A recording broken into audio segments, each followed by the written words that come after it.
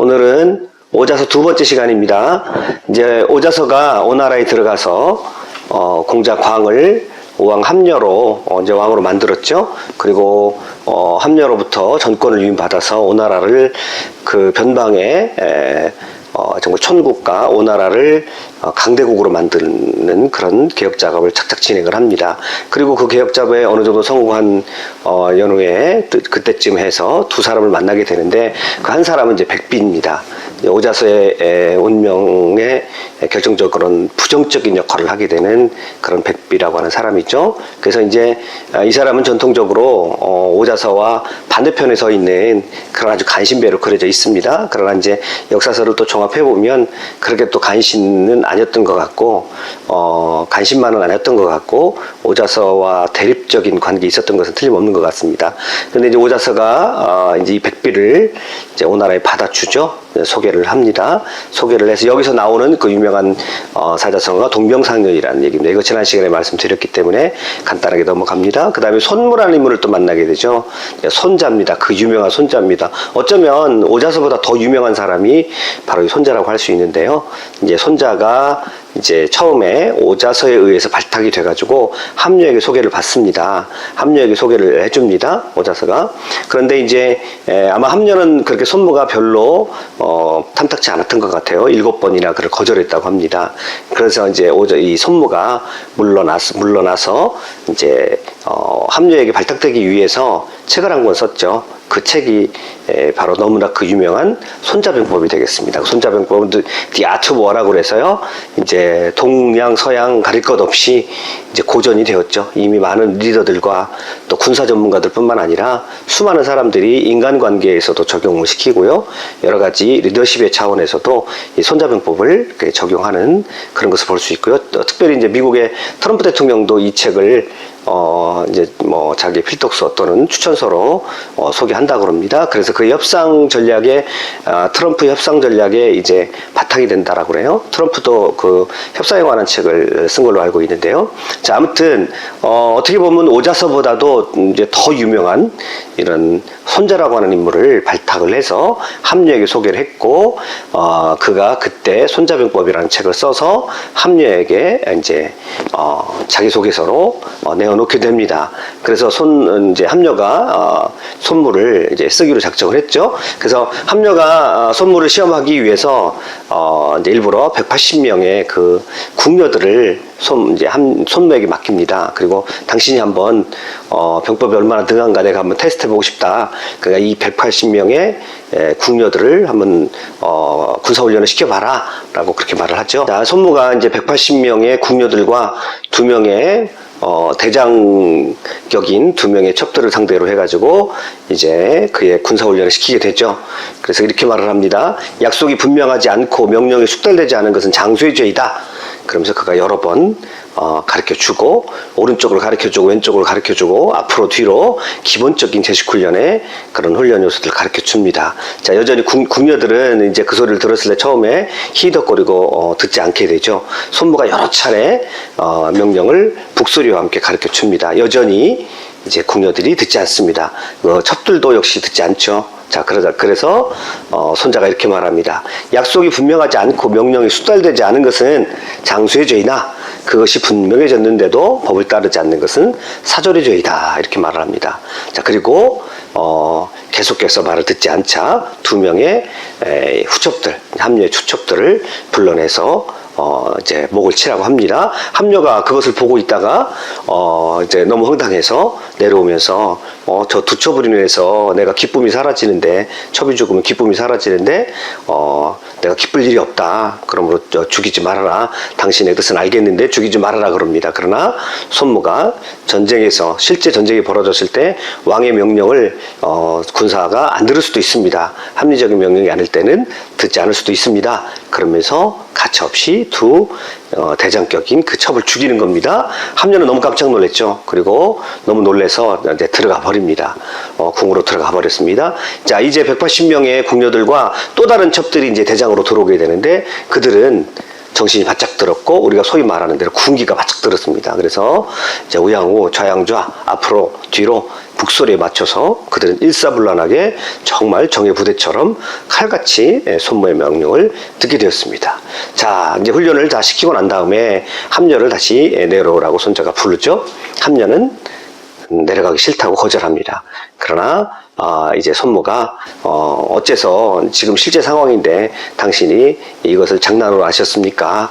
자, 내려오셔서 지금 어떻게 이들은 지금 당장이라도 전투에 나가서 싸우라고 한다면 이들은 지금 당장이라도 싸울 수 있도록 있을 만큼 그렇게 훈련이 되어 있습니다. 한번 보시죠.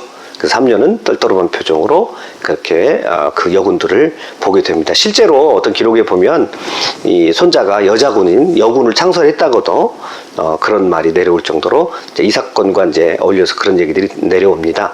자, 아무튼 이 일로 인해서 이제 함녀는 자기 투척을 잃었지만 손자가 어떤 사람인지 손무가 어떤 사람인지를 알았고요. 그래서 손무를 이제 그가 철저하게 이제 존중하게 되고 손자라고까지 그렇게 칭하게 되죠. 우리가 손자 그러면 뭐 너무나도 유명한 책이 이제 손자병법이죠.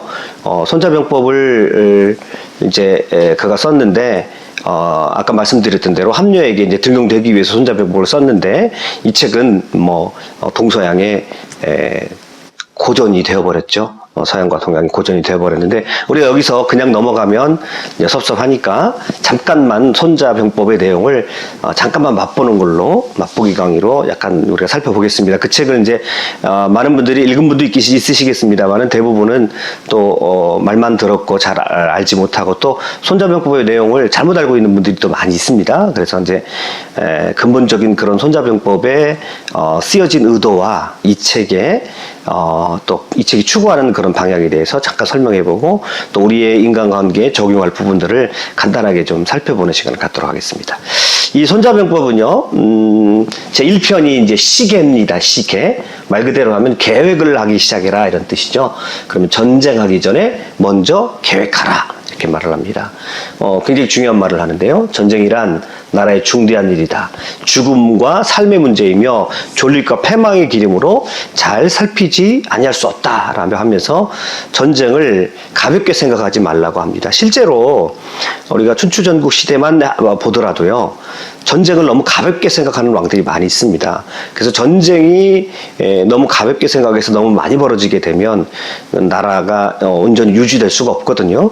백성들의 삶이 피폐해질 뿐만 아니라 나라가 이제 굉장히 재정적으로도 어려워지는, 그래서 결국 전쟁을 많이 하다가 나라가 망한 경우를 볼 수 있거든요. 대표적으로 이제 위해왕, 위나라 3대 왕, 제가 다른 동영상에도 이제 좌충우돌 위해왕이라는 편에서 이 위해왕이 얼마나 어리석은 짓을 많이 했는지를 보여드렸습니다만은, 아무튼 이제 전쟁이라는 것은 한마디로 나라의 존망에 걸려 있는 일이기 때문에 신중하게 미리 계획하고 생각을 해야 된다. 즉 손무의 이야기는, 손자의 이야기는, 전쟁은 신중하라는 것은 어느 쪽에 무게감이 더 있냐면 가능하면 전쟁을 하지 말아라는 쪽에 무게감각이 있고요. 거기에 무게중심이 있고요. 또 더 나아가서 할 수만 있으면 서로 상생하는 것이 낫다라고 하는 그것이 손자병법의 가장 근원적인 그 바탕에 깔려있는 전제입니다.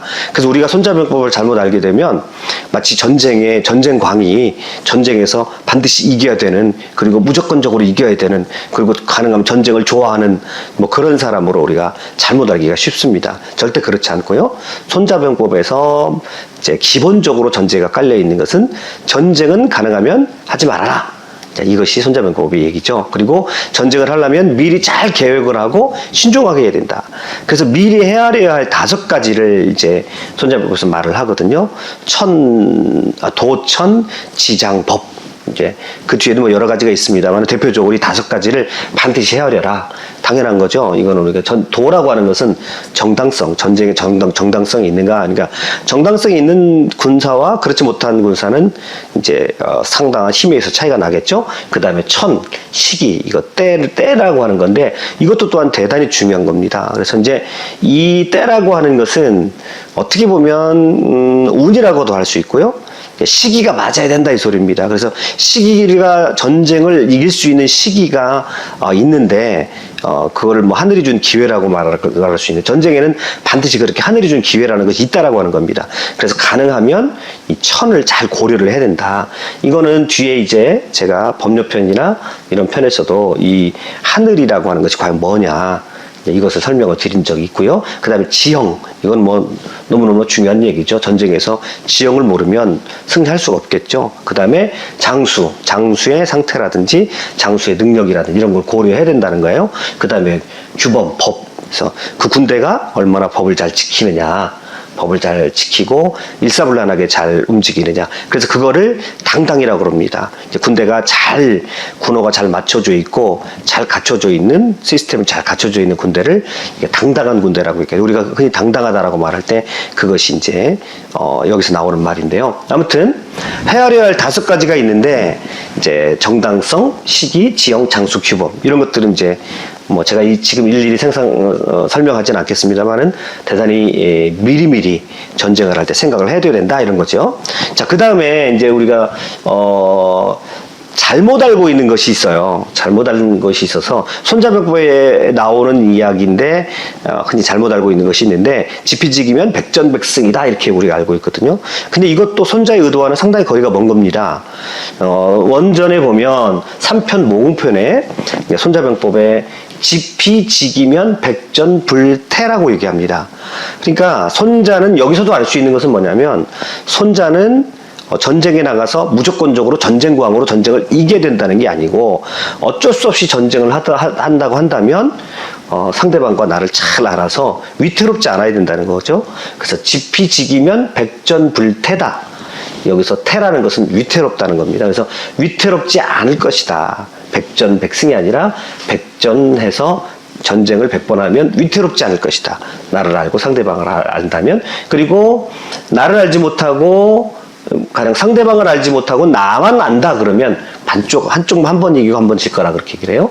그 다음에 상대방도 모르고 나를 모른다. 이거는 뭐 매번 위태로운 거죠.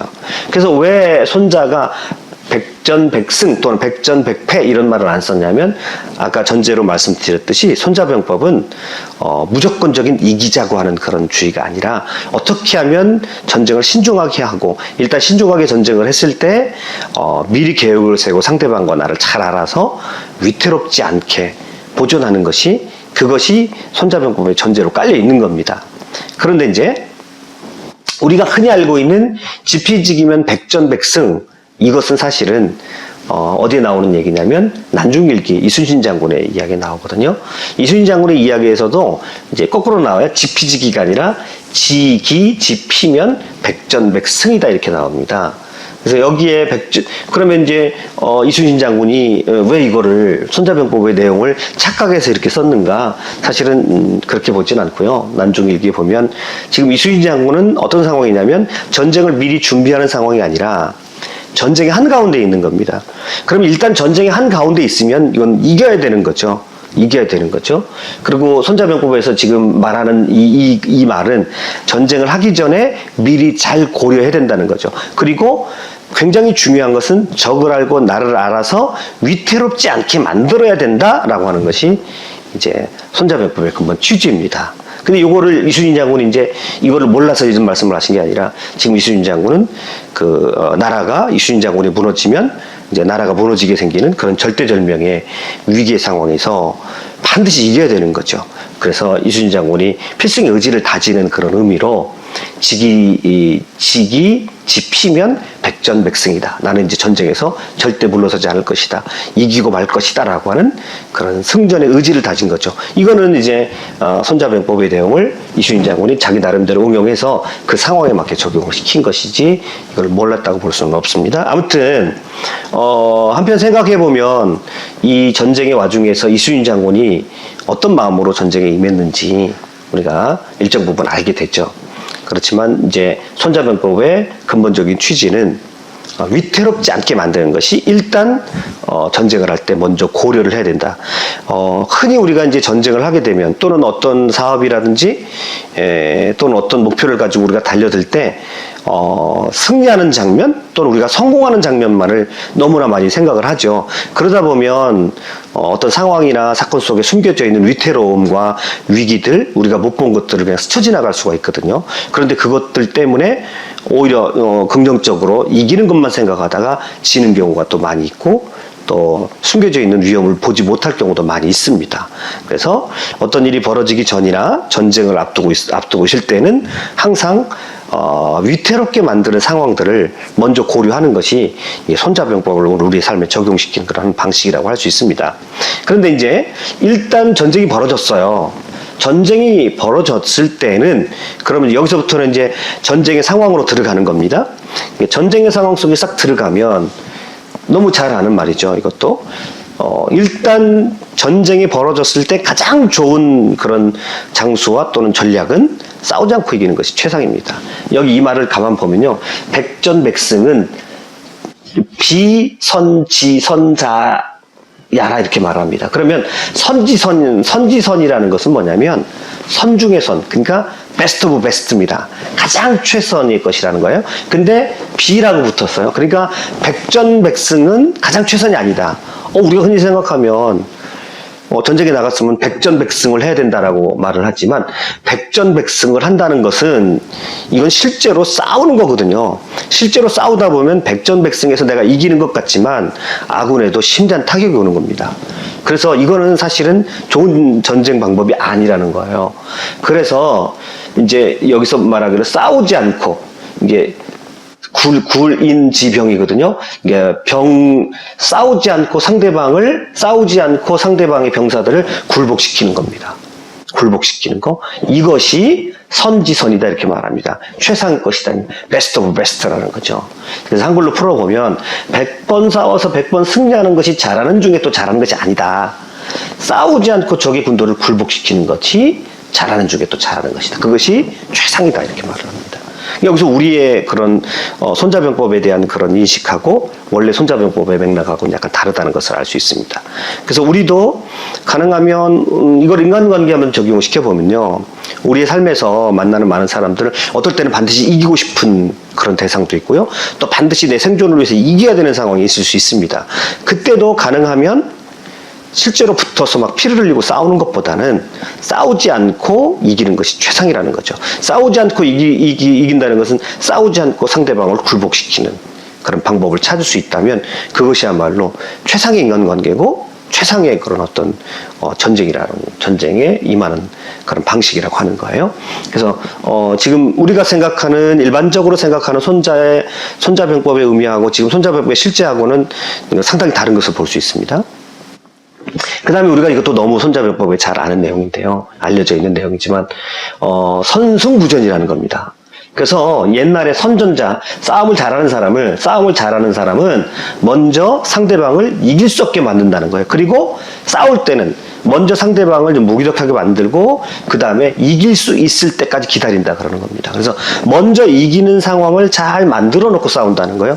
이거는 선승구전은 누가 뭐래도 이제 이순신 장군이 잘했던 부분이죠. 우리는 이순신 장군도 이게 어떻게 알고 있냐면, 이순신 장군은 막 어려운 상황에서 숫자도 적고 배의 숫자도 적고 군사도 적고 그런 어려운 상황에서 그거를 극복하고 막 용감하게 나가서 적을 물리친 그런 아주 용맹한 장군, 그렇게 알고 있는데 이건 이순신 장군이 잘 모르고 하는 얘기죠.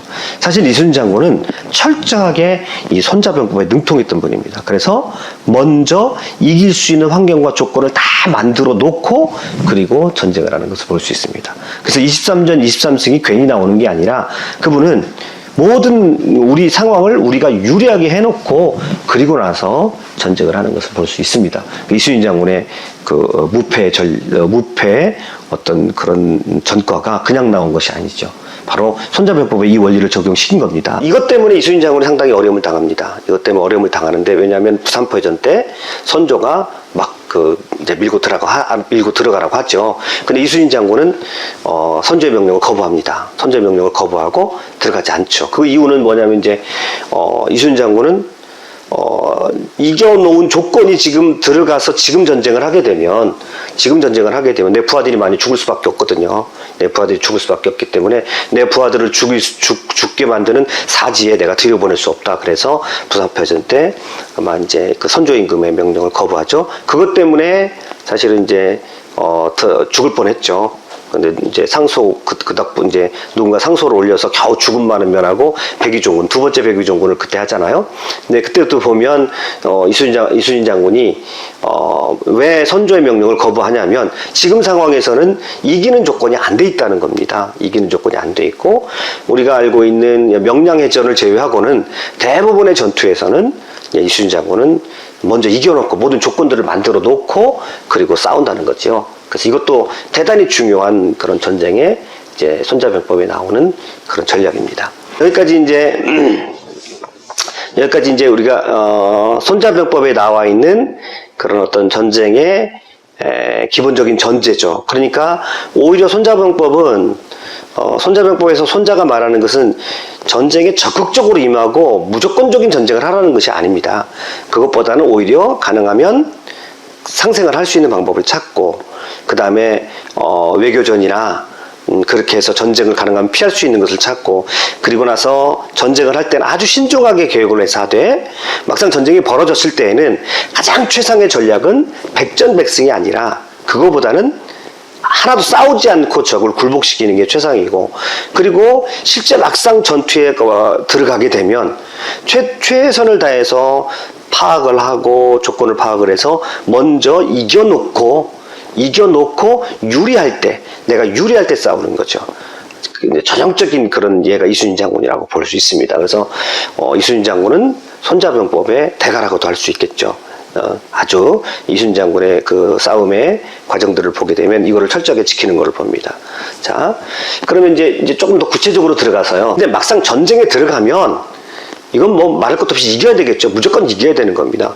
그래서 전쟁에서 이기는 가장 중요한 것은 뭐냐면, 자, 전쟁은 무슨 도이다 이렇게 말하고 있습니다.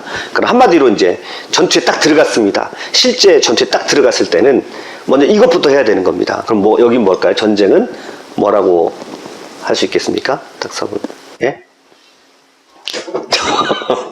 백전백승이야. 백전백승이 아니라? 그냥 준비를 하고 해라. 네. 그건 미리 다 말씀을 드렸고 지금 상황은 어떤 상황이냐면 전쟁에 막 들어갔어요. 그러면 전쟁에 막 들어가서 이제 전투를 임해야 될 때는 죽을 각오. 네. 사필. 자, 여기서는 이제 되게 중요한데 여기서 이 말이 나옵니다. 전쟁은 한마디로 얘기해서 속이는 도이다. 상대방을 어떻게 속일 수 있느냐. 있는데 적에게는 어떻게 보여야 됩니까? 능력이 있는데 적에게는 능력이 없는 것처럼 보이게 해야 되고요. 군대를 막 쓰는 것처럼 이제 군대를 쓰려고 해요. 그럴 때는 쓰지 않는 것처럼 보이게 하고 가까운 곳에 적을 노리면서 적에게는 먼 곳을 노리는 것처럼 보이게 하고요. 먼 곳을 노리면서 적에게는 가까운 곳을 노리는 것처럼 보이게 만들어야 된다는 거죠. 다 속이는 겁니다.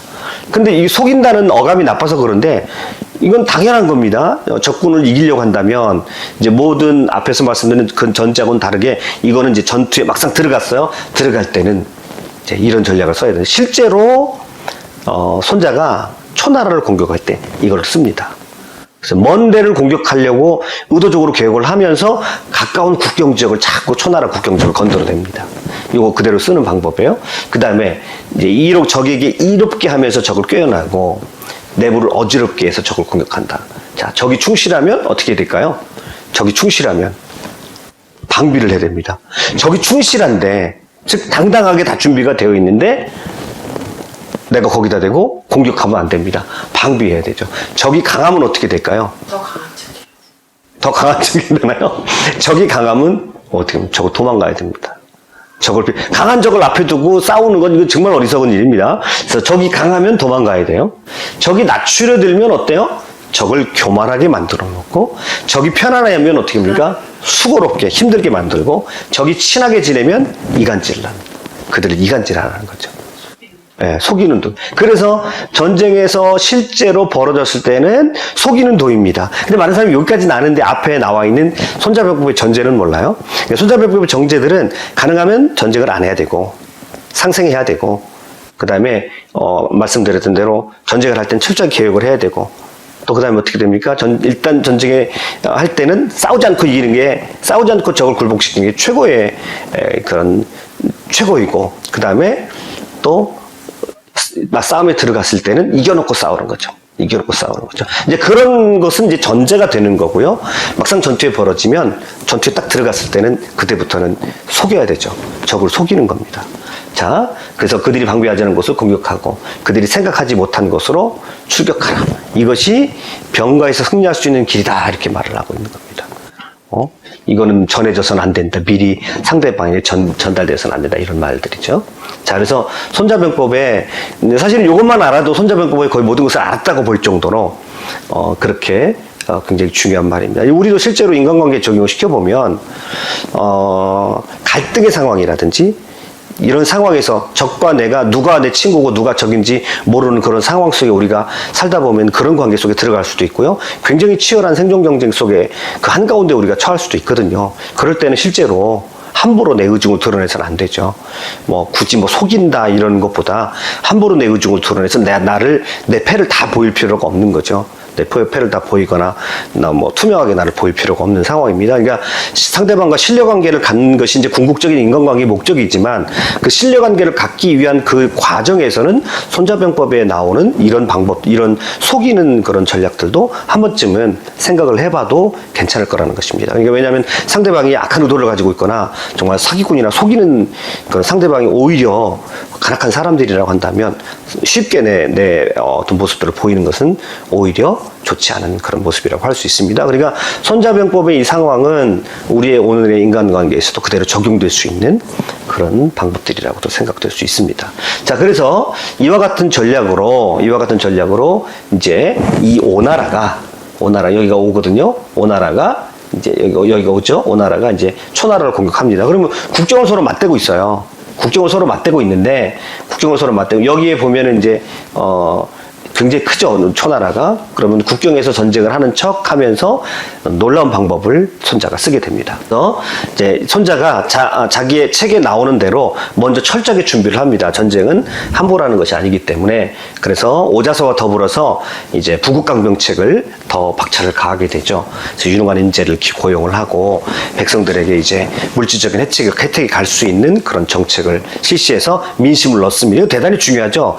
백성들에게 민심을 넣는다는 것은 전쟁을 할 때 굉장한 그런 힘이 왔다 갔다 하는 굉장히 중요한 요소죠. 그 다음에 이제 여러 가지 농업과 상업을 장려해서 토지도 개간하고, 무엇보다 이제 이때 오자서가 이제 성곽을 쌓고, 그 다음에 백성들의 삶을 넉넉하게 하는 그런 여러 가지 경제적인 번영을 꾀합니다. 그리고 군대를 확충을 시키고 이제 군사훈련에 만전을 기하죠. 이게 한 6여 년 동안을 이제 함료가 준비하게 됩니다. 자, 그 다음에 기원전 511년 이후에 5번에 걸쳐서 이제 초나라하고 오나라 국경 부근에서 전투를 벌이게 되는데, 이때는 이제 전면적인 전쟁이라는 것보다는 이제 아까 어떤 전쟁을 계획을 했었냐면, 먼 곳을 치기 위해서는 어떻게 하라고 그랬죠? 가까운 것을 치는 척 하라. 그죠? 또 가까운 것을 치기 위해서는 먼 것을 치는 척 하라. 이게 전형적으로 이제 손자병법에 적용된 이 상황 속에서 전형이 되게요. 그래서 5년에 걸쳐서 치고 빠지기 선보전을 합니다. 국경에서. 그래서 이제 초나라는 국경에서 자꾸 전쟁이 벌어지게 되니까 굉장히 긴장하고 국경 쪽으로, 그러니까 이 오나라하고 초나라 이 국경 쪽으로 신경을 많이 쓰게 되죠. 자, 이렇게 해놓고요. 그 다음에 외교전을 하는데, 이 부분은 당과 채가 있어요. 당과 채가 있는데, 여기 채나라죠. 그래서 여기 지금 보이지 않는데 당과 채가 이 국경 쪽에 있는데, 이 당과 채는 오랫동안 초나라에 의해서, 굉장히 초나라가 크니까 이 조그만 나라거든요. 중원 밑에 있는 조그만 나라인데, 이 조그만 나라가 이제 굉장히 초나라에서 오랫동안 시달림을 받습니다. 왕에게도 제후대에게도 시달림을 받고, 신하를 노박하면 가서 요즘으로 말하면 이제 뇌물도 받기도 하고 막 이런 굉장히 오랫동안 시달림을 받았다는 것을 이제 손자가 알게 됩니다. 그래서 이것도 굉장히 중요하죠. 아까 말씀드렸던 대로 지피지기.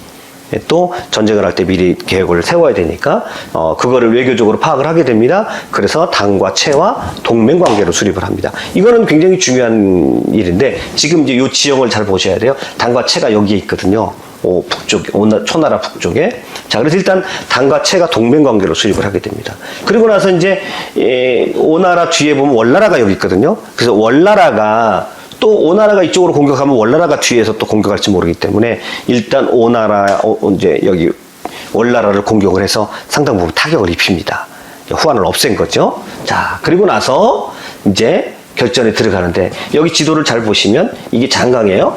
이게 장강인데 여기를 한수라고 그럽니다. 굉장히 여러 군데에서 이제 한수가 나오는데 이 초나라의 수도 영은요. 여기 그 한수와 이제 장강의 그 사이에 들어가 있는 그런 도시가 이제 초나라의 수도예요. 그래서 오나라가 여기 있고 초나라가 여기 있고요. 국경이 요쯤인데 자, 이때 백거의 결전이라고 그럽니다. 이게 기원전 506년에 있는 건데요. 자, 요 북쪽으로 일단 향합니다. 손자가 이제 오나라 군사가 북쪽으로 향해서요. 이 회수요. 중간에는 회수, 칠링 화여선이라고 그랬죠. 화여선. 이게 이제 회수. 화여강이죠. 화여강, 요 강을 따라가지고, 이제, 이쪽 서쪽으로 가게 됩니다. 서쪽으로 가서 갑자기 초나라의 수도에 갑자기 적이 나타난 겁니다.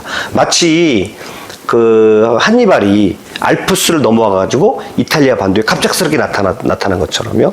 그러니까 이탈리아 당시에 이제 로마 사람들은 그 한니발이 북쪽에 나타나니까 너무 당황했거든요. 알프스산을 넘어와가지고 갑자기 저기 스페인에 있어야 되는 그런 이제 한니발이 갑자기 로마에 어느 날 딱 나타난 겁니다. 그러니까 거의 비슷한 그런 전쟁 양상입니다. 그래서 가까운데 여기서 굉장히 오랫동안 그런 이제 소모전을 벌이게 되고요. 그리고 나서 전략을 세워서 요 회수를 타고 들어가가지고 갑작스럽게 초나라의 수도 북쪽에 오나라 군사가 딱 드러난 겁니다. 그 이후에 5번 전투를 하게 되는데요. 5전 5승 끝에 초나라 수도 영을 함락시켜버리고 맙니다. 그러니까 이제 여기서도 우리가 손자병법의 그런 면모를 볼 수가 있거든요. 그 책에서 쓰여졌던 그런 면모를 볼 수가 있습니다. 적이 알지 못하는, 이거 완전히 속이는 거죠, 이것도. 전쟁은 일단 벌어지게 되면 속이는 겁니다. 상대방을 속이는 겁니다. 그래서 가까이를 공격하는 척 하면서 먼 곳을 들어가서 적의 심장부를 바로 들어가서 공격을 해봅니다. 그래서 초나라 소왕은요, 허둥지둥거리고 이제 돌아다니고 여러 나라에 이제 망명을 가거나 뭐 돌아다니게 되고 이제 항상 도망 다니는 그런 도망자 신세에 빠지게 됩니다. 자, 그때 이제 오자세의 이제 복수가 처절한 복수가 시작이 되죠. 근데 그때 오자서를 이렇게 오자세 가문을 위기를 빠뜨렸던 초평왕은 이미 죽었고요. 그 아들이거든요. 이게 지금 소왕이요. 그 아들이 이제 도망 다니고 있고요. 이제 그러면 초평왕이 죽었으니까 자기가 원수 갚을 대상이 사라져 버린 거예요. 사라져 버리는데 이제 이 오자서가 이제 묘를 파버립니다. 그 초평왕의 묘를 파요. 그래서 이제 좀 일설에 의하면 여러 다른 책에 보면 아마 이 초평왕이 자기의 죽은 것을 자기 죽은 다음에도 복수당할 것을 생각을 해가지고 이런 이게 연못 속에 호수 속에다가 무덤을 만들어놨다고 또 합니다. 아무튼 이제 무덤에 이제 그 초평왕의 무덤을 찾아가지고요 시체를 끄집어댑니다. 시체를 끄집어대가지고요 시체에다가 이제 회초리를 가지고 300대를 때립니다. 300대. 그러니까 처절하게 복수를 하는 거죠. 그래서 나온 사자성어가 굴묘 편신이다. 그래서 묘를 파가지고 채찍으로 시체거든요. 시체에다 채찍질을 한다 이 소리예요. 그러니까 잔인한 복수를 하는 거죠. 사실은 그런데 이제 이거는 초나라 입장에서 보면 초나라 사람들이 또 그 끈질긴 기질들이 있거든요. 반항하거나 이렇게 잘 항복하지 않는 초나라 기질들이 있거든요. 나중에 이제 항우하고 유방도 초나라 사람들이에요. 그러니까 초나라에서 점점 초나라 사람들이 밀려가지고 동쪽에서 살았던 초나라의 후예들이거든요, 항우가. 자, 그와 마찬가지 이 초나라 사람들이 이 사건 때문에 오히려 이제 반감을 갖기도 하는데요. 아무튼 오자서가 처절하게 복수를 합니다. 그때 그의 친구 심포서라는 친구가 있습니다. 이 심포서라는 친구가 이제 도망가다가 오자서가 평왕의 시체에다 300대 매질을 했다는 그런 소리를 듣고요. 자, 그가 이제 사람에게 편지를 보냅니다. 사람을 통해서 얘기를 해요. 그러면서 일찍이 평왕의 신하로서 왕을 섬겼던 그대가 지금 그 시신을 욕되게 하였으니 이보다 더 천리에 어긋난 일이 어디 있겠는가라고 그러면서 내가 반드시 나라를 구하겠네 라고 그렇게 합니다. 그렇게 이제 그렇게 얘기하니까 오자서가 이렇게 말을 해요. 여기서도 또 굉장히 유명한 거사상어가 나옵니다. 일모도원이라는데 해는 지고 갈 길은 멀어 도리에 역행하는 수밖에 없었다. 이게 무슨 소리냐면 지금 오자서의 이 마음은 어떤 마음이냐면 속히 초나라를 내가 다 무너뜨리겠다 이 소리예요. 지금 이제 초나라의 패잔병들을 다 물리치고 초나라의 수도를 함락을 했으니까 나머지 초나라를 완전히 이제 무너뜨리고 그 일에 내가 너무 바쁘기 때문에 지금 내가 복수할 거를 빨리빨리 복수한다 이런 말입니다.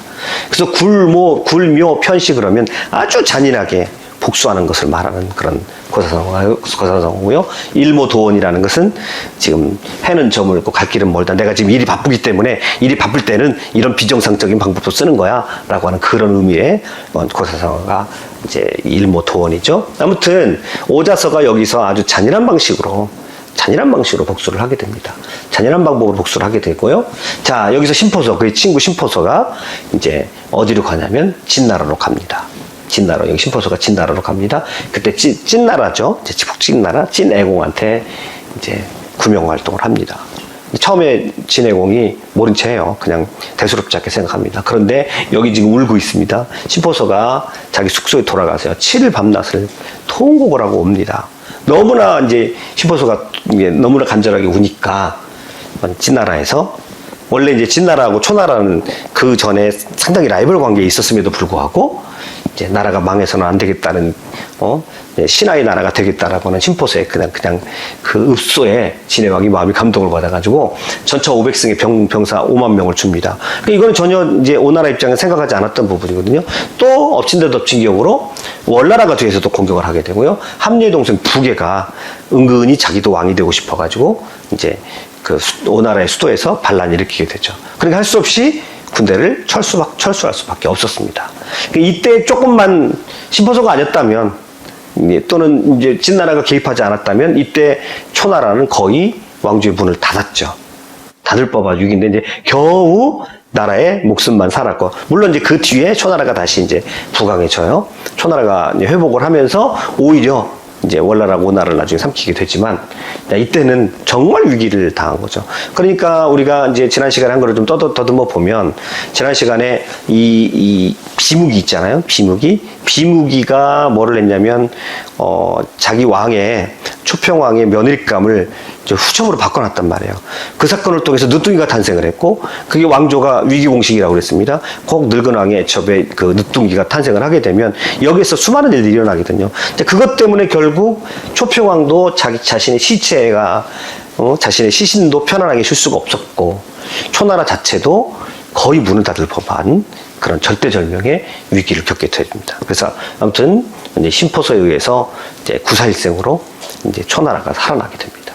그 뒤에도 초나라는 한동안 헤매죠. 한동안 회복이 안 돼가지고 헤매고 약 2년 뒤 함녀는 태자 부차를 보내서 초나라를 다시 치게 합니다. 이때 너무너무나 이제 초나라가 오나라를 상대할 힘이 없었기 때문에 어떻게 되냐면 이제 수도를 옮기는 일까지 벌어지게 됩니다.